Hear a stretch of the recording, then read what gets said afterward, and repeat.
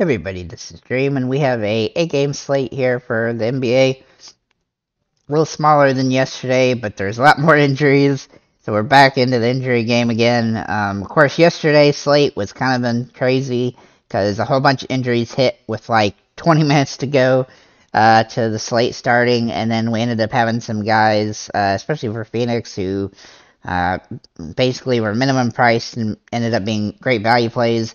Those guys could be big value plays again today, depending on how the injury situations work out. But let's go ahead and get into that injury report. Before I do that, can you guys smash that like and subscribe button? It really helps the channel. So let's get in here. For the Magic, Suggs and Okiki are out. For the Pistons, Cunningham and Bagley are out. For the Suns, Chris Paul, Cameron Payne, Shamet, Chris Paul, Payne, and Shamet are all questionable. Booker and Cam Johnson are out.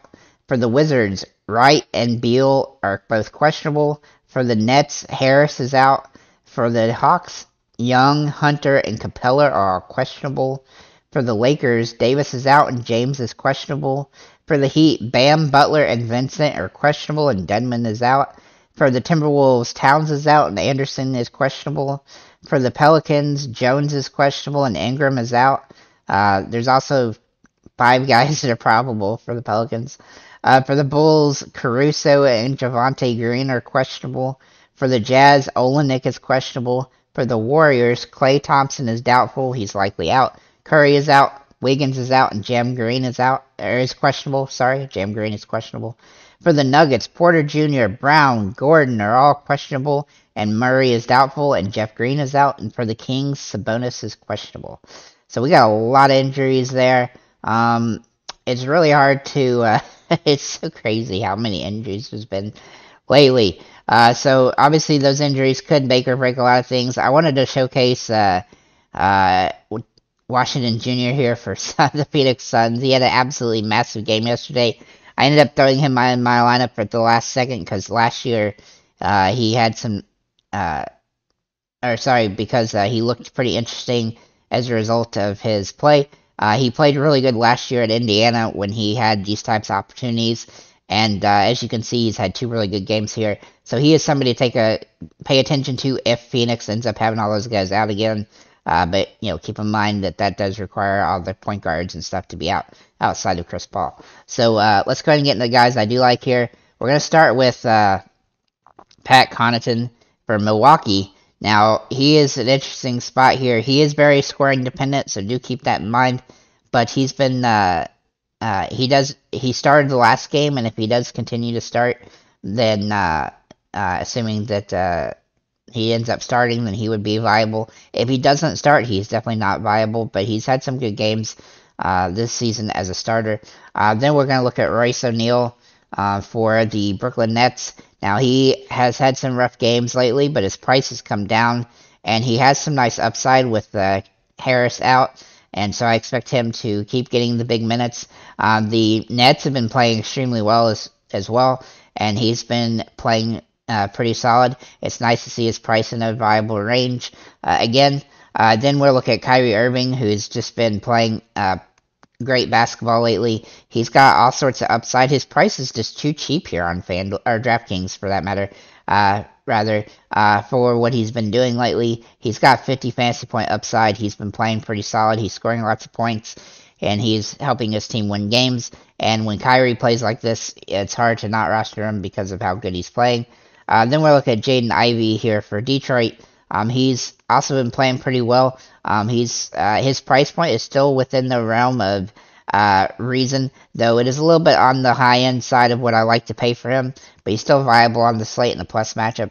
Then we'll look at Mike Conley, who's been had a rough go for a little bit, but he's finally starting to have some good games again. And his price point continues to drop, which is nice. And so he's got some upside in this plus matchup against Golden State, who doesn't really have half their team playing. At the forward position, we're going to look at Rory Hachimura, whose price keeps dropping because he hasn't been as good as he was last year. He's staying in this 4,000 range, and even though this is a tough matchup, Phoenix has a lot of injuries as well. So as long as he's getting 25 minutes a game around that range, then I definitely think he's viable on the slate, especially if there's a lot of guys out for the Wizards today, which it looks like there might be. And then we're going to look at Giannis. He is obviously priced up super high, but he has big time upside. He's been playing really well lately. He's had some off games, but for the most part, he's getting over 55 fantasy points each game. He's had 2 exceptions, I think, in the last few games, but this is a good matchup for him. Should be a high scoring game, and I really like him on the slate. And then we're going to look at Ben Simmons. Now, I don't think I ever like rostering Ben Simmons all that much, but he's been playing really well since they've been getting going, and he has some upside here. He's had some good games. His ceiling, his floor is a little bit lower than I definitely like, but as long as he's playing over 30 minutes, he definitely has potential in this matchup.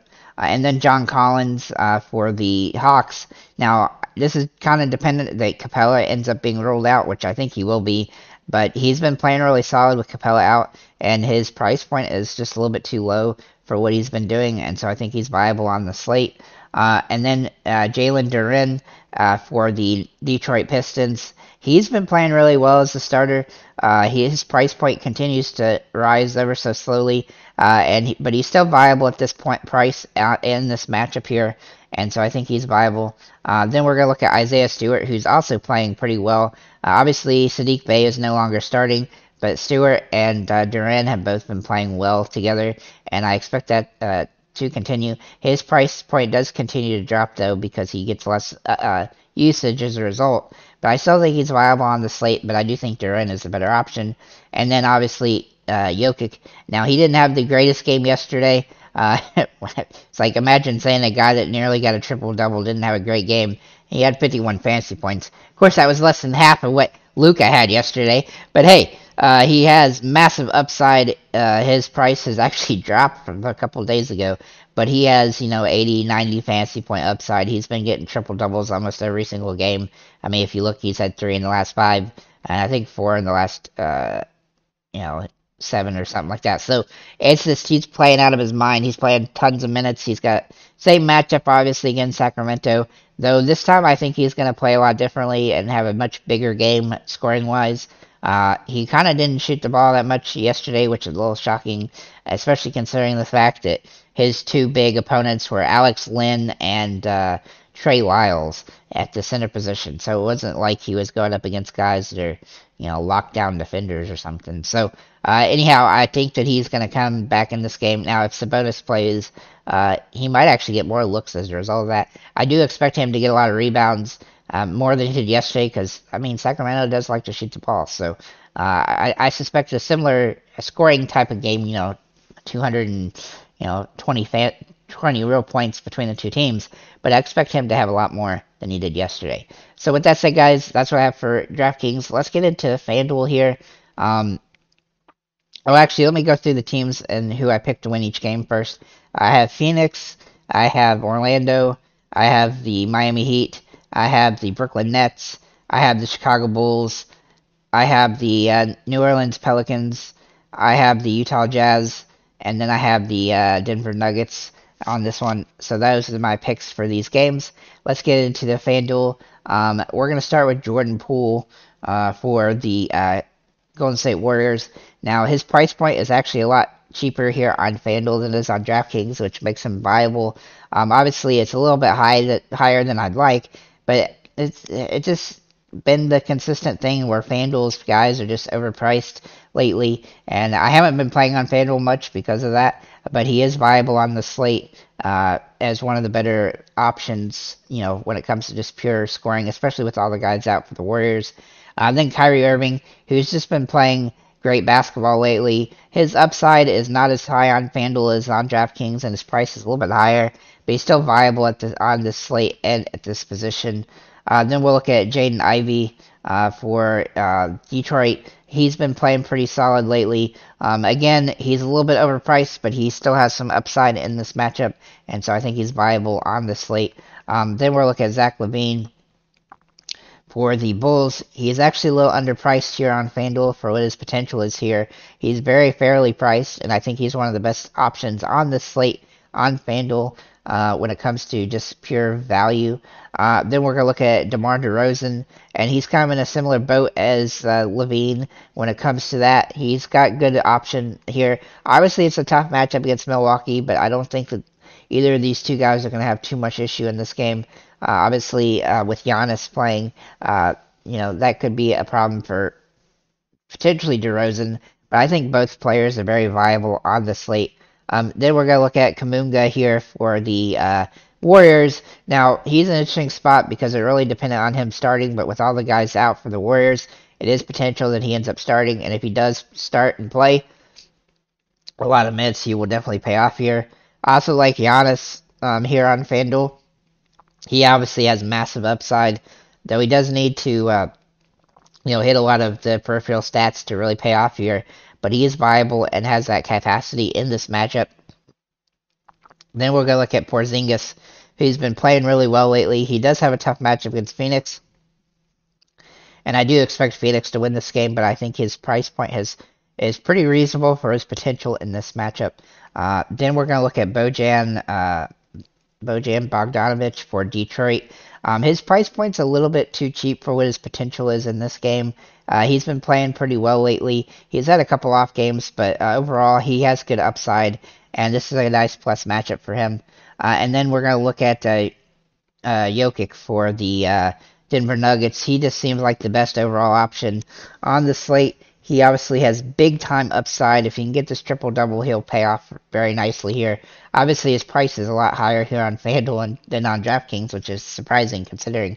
But he's definitely viable on the slate. And then for an alternative option is Jalen Duren for the Pistons. Now, he has some pretty decent upside here at his price point. He's a little bit cheaper than I would expect him to be on FanDuel, but he's been playing well, and as long as he continues to get those minutes and get over 30 fantasy points for most games, then he's going to be viable when he's under that 6,000 point range. So with that said, guys, thank you for liking, commenting, subscribing. If you have any comments or questions, feel free to leave them below, and have a nice day, guys.